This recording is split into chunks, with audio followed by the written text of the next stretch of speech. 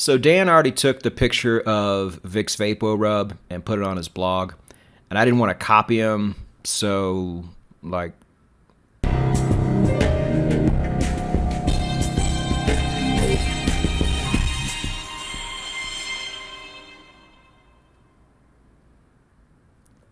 it is the VIX Fix, traders.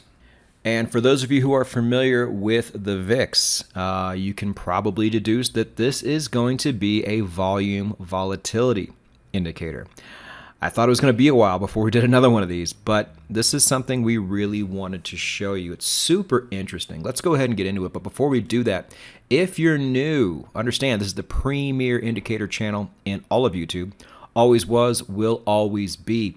But this video and a lot of things we do here aren't going to make sense to you unless you are fully caught up. That's the bad part. So what you want to do is go to no-nonsense-forex.com, read the first page, watch the first video, and get caught up. If you're asking basic questions on a video like this, you're doing it wrong. Do what my loyal subscribers have done and watch every video and get caught up to the rest of us. It is worth it.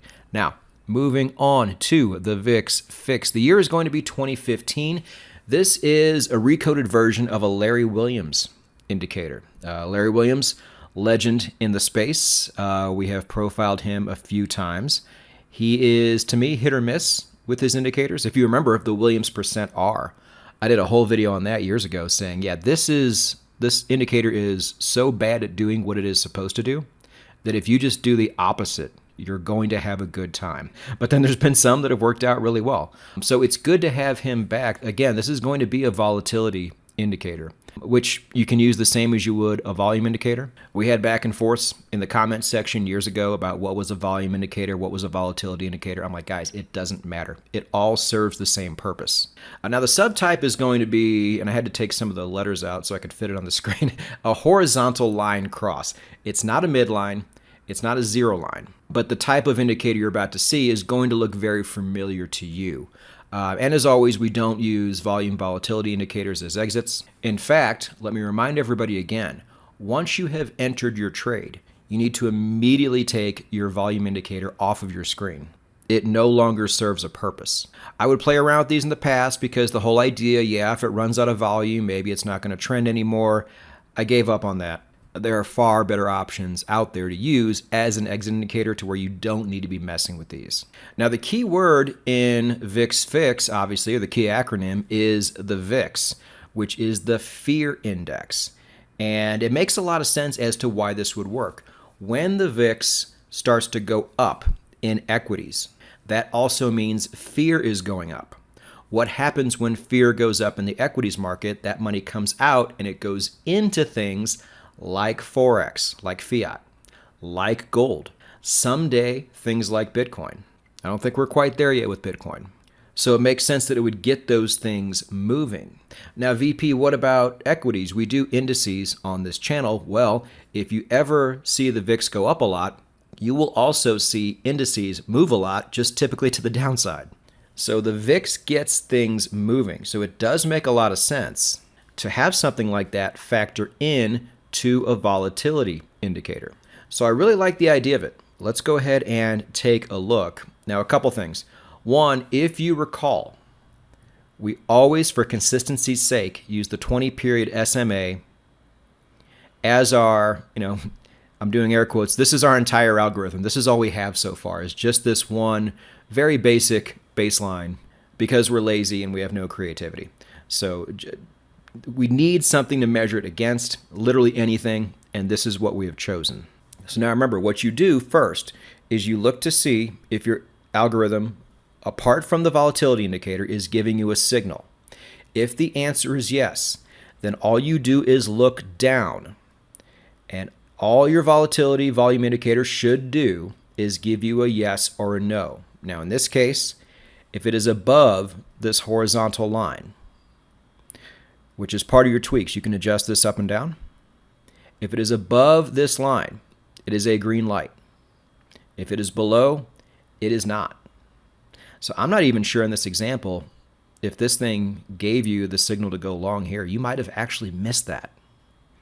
Which, if you've been doing this for a while, you know your volume indicator is going to knock you out of some winners. That's just how it goes. But that's why you test. You have to measure it against the winners you lose out on compared to the losers you also missed out on, which are vitally important in our system. I mean, at first glance, if I saw something like this, I would be pretty bummed out. And maybe it did catch it, I don't know. But if it didn't, it's nothing to be too surprised over. Volume indicators will knock you out of profitable trades sometimes, but a good one will knock you out of losing trades far more often. So a go signal would be something like here, where price crossed and closed below the 20-period SMA, and you go down, and that was pretty obviously a go signal, and you would have gotten that. To where, I don't know about this, but something like this, to where it barely crossed and closed beyond the 20-period SMA, you go down, and it's obviously not above that line, so you would not have taken that trade, and that would be a loser that you would not have partaken in. And as I said before, as soon as you get that signal, take this thing off of your screen. It's only going to cause indecision. Now, when we go test these and you see the results, remember, this is only what the indicator is going to add to the algorithm you already have. So just remember that when we go test. And we're about to go test, so let us check this out right here. Understand, these tests could have been done at any time. We try to keep it pretty much up to date, but it doesn't always happen that way. But regardless, how it performs in your system is all that matters. In the past, people were giving way too much credence to whether this thing did really well or really poorly. I had to remind them that in the end, it doesn't matter. What matters is how this thing does when you plug it into your algorithm. And just know down below, if you don't know how to test, I got you covered. You go down to the link to my automation blog, and embedded inside has a video from Dan Stone, how to test this on the MT4 strategy tester. We will also give you Dan's blog. You're going to really want to see it this week. There's a lot there, including how to tweak this indicator and the settings that matter when you do it. I don't cover those things. I like to keep it short and to the point. But in a lot of cases, you need more information. And if you need more visual information, he also makes a corresponding YouTube video to the one I just made, to the one you're watching right now. So if you want to see this thing move in real time, for example, that's where you're going to want to go after this. And you also get Dan's second email address if you want to submit an indicator for testing on the Indicator Profile series, and also a place where you can download this indicator and every indicator we have ever profiled on this series, but only on MT4. If it's MT5 or TradingView, it might exist, you just have to go look for it. So again, temper your expectations when you see these results, because this is just what it should be adding on to what you already have. Let's start with the EURUSD, and it's actually amazing. Oddly enough, I don't want to go back to that to the picture of the indicator that I showed you, but you might have noticed that it did a lot better on the shorts than it did the longs. And there's kind of a reason for that. When money floods out of indices, the USD has always been that number one flight to safety. So I would actually expect it to do really well on shorts. So maybe this isn't too surprising, but if this was a standalone confirmation indicator, this would be up there with one of the greats. And this is simply adding on to what you already have. Really nice on the 4-hour as well. Good win-loss ratio.